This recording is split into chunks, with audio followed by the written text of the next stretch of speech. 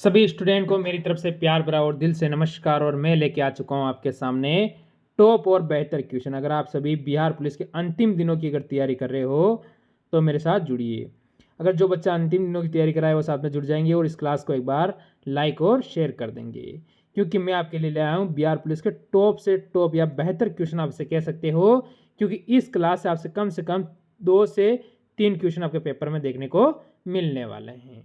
तो पहला क्वेश्चन देखेंगे क्या कहता है। झांसी की रानी के रचनाकार कौन है? यानी जो झांसी की रानी के बारे में लिखी थी वो पुस्तक लिखी है, उसके रचनाकार कौन है, हमसे ये पूछ रहा है। अब बताएंगे अपना यहाँ से उत्तर क्या होगा। जैसे कि आपके सामने 4 ऑप्शन हैं: वृंदावन लाल, सुभद्रा कुमारी चौहान, महादेवी वर्मा और इनमें से कोई नहीं। यानी चौथा ऑप्शन आपके सामने एक और ऐसा है जो कि इनमें से कोई नहीं। तो आप सभी स्टूडेंट कौन सा दोगे? Option number B, Subhadra Kumari Chauhan. आपका सभी जो बच्चा ऑप्शन नंबर बी दे रहा है वो बिल्कुल सही है। यहाँ पर आगे बढ़ो अगले क्वेश्चन पर। सही वर्णी वाले शब्द का रूप है, यानी सही वर्णी वाला, इसमें जो उज्ज्वल लिखा हुआ है वो सही कौन सा है ये आपको बताना है। तो यहाँ से आप कैसे पता लगाओगे कि इसमें, इसके लिए आपको हर शब्द का पता होना चाहिए। जैसे कि उज्ज्वल, तो ऊ हम लिखेंगे तो उसमें ज 2 बार क्या आधा आधा आता है और वह पूरा आता है और ला जाता है, उज्ज्वल हो जाता है। ऑप्शन नंबर ए बिल्कुल सही है। यहाँ पर बढ़ो अगले क्वेश्चन पर, इसका उत्तर दो। आंखों का अंधा नाक नयन मुख लोकोक्ति का अर्थ बताना है। लोकोक्ति है, इसका क्या है अर्थ। तो यहां से इसका अर्थ क्या होगा ये आपसे पूछा है कि आंखों का तो क्या है अंधा और नाम नयन सुख, यानी इसका अर्थ क्या होगा? गुणों के विपरीत नाम होना। गुणों के विपरीत नाम होना, यानी ऑप्शन नंबर सी यहां से बिल्कुल सही आएगा। ऑप्शन नंबर जो सी दे रहा है वो बिल्कुल एकदम सही है। यहां पर बढ़ेंगे अगले क्वेश्चन पर। क्वेश्चन नंबर 4 आप देखेंगे क्या कहता है। अनुनय विनय से भी न, यानी अनुनय विनय से भी न, ये आपको ध्यान रखना है। पसीजना मुहावरे का अर्थ आपको बताना है। मुहावरे जैसे कि आपसे कम 2 मुहावरे पूछे जाएंगे तो उनके अर्थ क्या होगा। तो यहां से अटल रहना, जड़त होना, टस से मस ना होना, तो हम यहां से कहेंगे कि टस से मस ना होना। ऑप्शन नंबर सी यहां से बिल्कुल सही है। आगे बढ़ो। स्वार्थी का विलोम क्या होगा?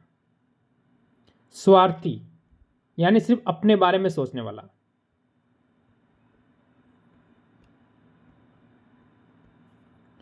मैं सोचने वाला, ठीक है। तो इसका विलोम क्या होगा ये आपको बताना है। तो प्रार्थी, स्वार्थी का प्रार्थी, यानी जो कि दूसरों के बारे में भी सोचता हो। आगे बढ़ो। गौण किसका विलोम है? गौण शब्द है, ये किसका विलोम है ये आपसे पूछा है। अगर आपसे पूछ लिया पेपर के अंदर यही शब्द दे दिया गौण, और ये पूछेगा किसका विलोम है, तो आप क्या बताओगे सभी? तो यहां से आप सभी क्या कहोगे मेरे स्टूडेंट कि प्रमुख। प्रमुख यानी ऑप्शन नंबर यहां से जो बी देगा वो सॉरी, ऑप्शन नंबर कौन सा होगा? प्रमुख। यहां से ऑप्शन नंबर डी होगा। कौन सा? डी आपका बिल्कुल सही रहेगा। आगे बढ़ो अगला क्वेश्चन। सर्जन का विलोम होगा। सर्जन का जो विलोम शब्द होता है ये आपको बताना, क्योंकि विलोम से समझे हमसे कम 2 से 3 क्वेश्चन पूछे जाएंगे। तो यहां से आपका कोई गलत नहीं होना चाहिए। तो इसने कहा है सर्जन का विलोम क्या होगा। तो सर्जन का विलोम क्या होता है? निंदा, जगम, प्रलय, नाश। तो हम यहां से क्या कहेंगे मेरे स्टूडेंट कि ऑप्शन नंबर डी नाश हो जाएगा। आगे बढ़ो अगले क्वेश्चन पर। आरोग्य का पर्यायवाची है। आरोग्य, आरोग्य क्या जो पर्यायवाची यानी इसके समान, इसके समान जो शब्द होता है उसके बारे में पूछा है। देखो आरोग्य का अर्थ होता है क्या?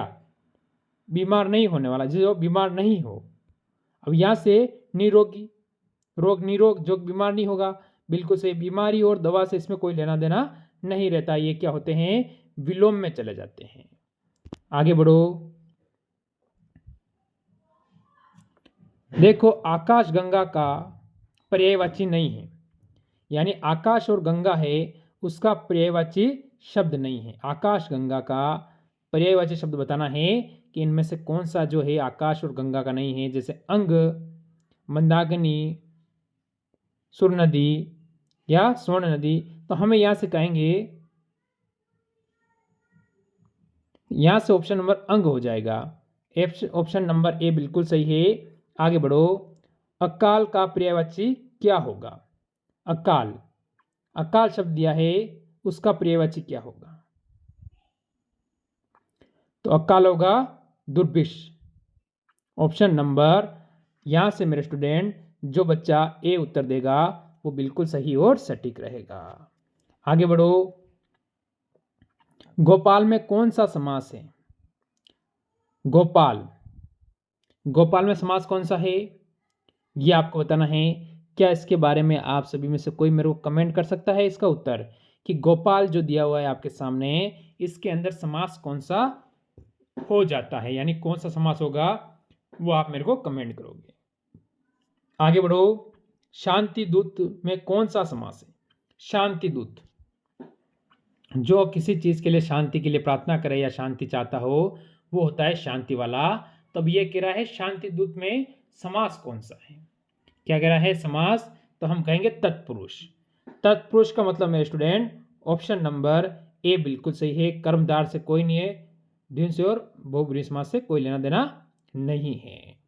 आगे बढ़ेंगे अगले क्वेश्चन पर। क्या कह रहा है? थोड़ा बहुत में कौन सा समास है? थोड़ा और बहुत, इसके बीच में एक डैश लगा हुआ आपको दिख रहा होगा, इससे एक समास फिक्स है कि अगर ऐसी स्थिति में बीच में डैश लगा हुआ हो तो ऐसी स्थिति में एक समास फिक्स होता है, वो कौन सा है ये बताओ आप? द्वंद्व, यानी कि इसके तहत ऑप्शन नंबर सी ये बिल्कुल सही रहेगा। कहीं जाने की जरूरत नहीं है, आपको आंख मिच कर लगा देना है। 99% आपका सही होता है। ये 1% अगर कहीं गलत हो जाए वो बात अलग है, 99% सही होगा। जैसे भूखा और प्यासा में कौन सा समास है? अभी एक और शब्द इसीलिए लेके आया हूं मैं कि आपका डाउट दूर ना रहे, यानी जो आपके दिमाग में डाउट है वो क्लियर करने के लिए ही एक क्वेश्चन इसी आधार पर मैं एक और लेके आया हूं। तो बताओ इसमें कौन सा होगा? मैंने अभी बताया था कि बीच में अगर डैश लगा हुआ हो यानी बीच में लाइन हो तो वो कौन सा होगा? Option number C. Option number C जो बच्चा दे रहा है वो बिल्कुल सही है।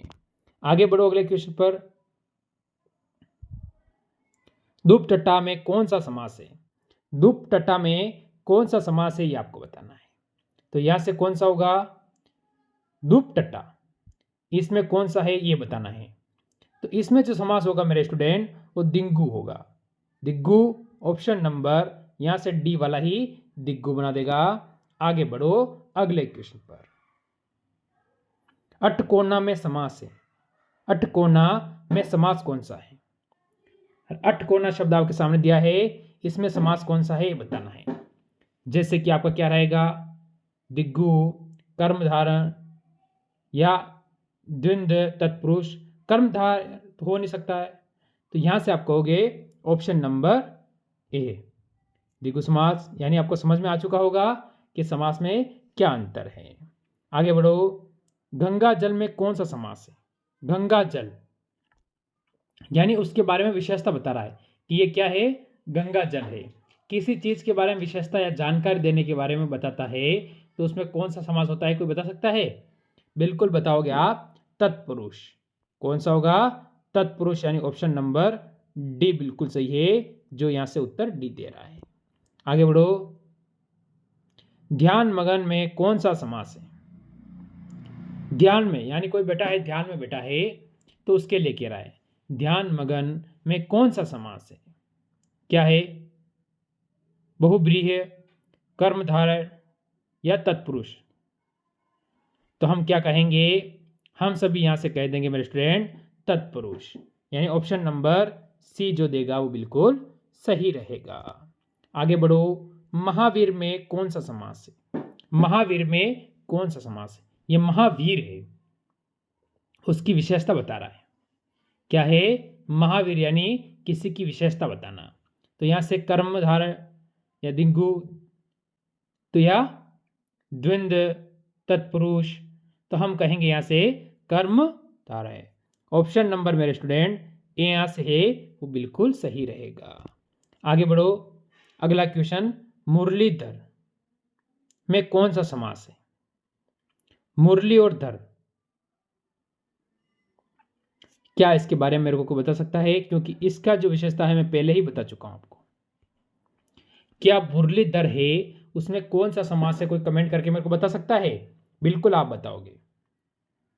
अष्टाध्यायी में कौन सा समास है? अष्टाध्यायी, इस तरह के अगर शब्द दिए हो तो उसमें समास कौन सा होता है? अष्टाध्यायी में कौन सा समास है? तो इस तरह के अगर शब्द दिए हैं तो फिर आप सभी क्या कहोगे? क्या कहोगे? डिग्गू, यानी ऑप्शन नंबर बी बिल्कुल सही है। आगे बढ़ेंगे अगले क्वेश्चन पर। विद्यार्थी में कौन सा समास है? विद्यार्थी, ये आपको बताना है कि विद्यार्थी है उसमें समास कौन सा है? विद्यार्थी, जैसे आप क्या हो? आप एक विद्यार्थी हो, तो विद्यार्थी यानी हम क्या कहेंगे कि विद्यार्थी यानी ऑप्शन नंबर डी तत्पुरुष पे चले जाएंगे। आगे बढ़ो। अभी इस समास की मैंने विशेषता बताई थी आपको। नाक नाक में कौन सा समास है? नाक नाक में मैंने कहा था डैश लगा हो बीच में, तो आपको देखने की जरूरत नहीं है, आंखें में इसके भी आप लगा सकते हो। 99% आपका सही होगा। तो आप क्या कहोगे यहां से? द्वंद्व, ऑप्शन यहां से सी बिल्कुल सही और सटीक उत्तर हो जाएगा। बढ़ो अगले क्वेश्चन पर, क्या कहता है? अगला क्वेश्चन क्या कह रहा है देखो। किस समास में पहला पद संख्यावाची होता है? किस समास में पहला पद क्या होता है? संख्यावाची होता है। तो कौन से समास के अंदर होता है? तो हम यहां से क्या कहेंगे? दिग्गु। दिग्गु समास में क्या होता है? पहला पद संख्यावाची होता है। तो ऑप्शन नंबर यहां से भी डी हो जाएगा। मेरे हिसाब से समास में अब आपको कोई डाउट नहीं रहना चाहिए। थोड़े बहुत क्वेश्चन कल और भी करवा दूंगा इसके बारे में, जो आपका बिल्कुल डाउट खत्म हो जाए। महात्मा में समास है, तो महात्मा में कौन सा समास है? महात्मा, महात्मा क्या है? तो कर्मधारय, यानी ऑप्शन नंबर सी बिल्कुल सही रहेगा। तो ये थे आज के टॉप 25 क्वेश्चन। जरूर कमेंट करना कि कितने क्वेश्चन आपके सही हुए हैं, और अच्छी लगी हो क्लास तो लाइक शेयर करना। मिलते हैं कल इसी समय एक और क्लास के साथ।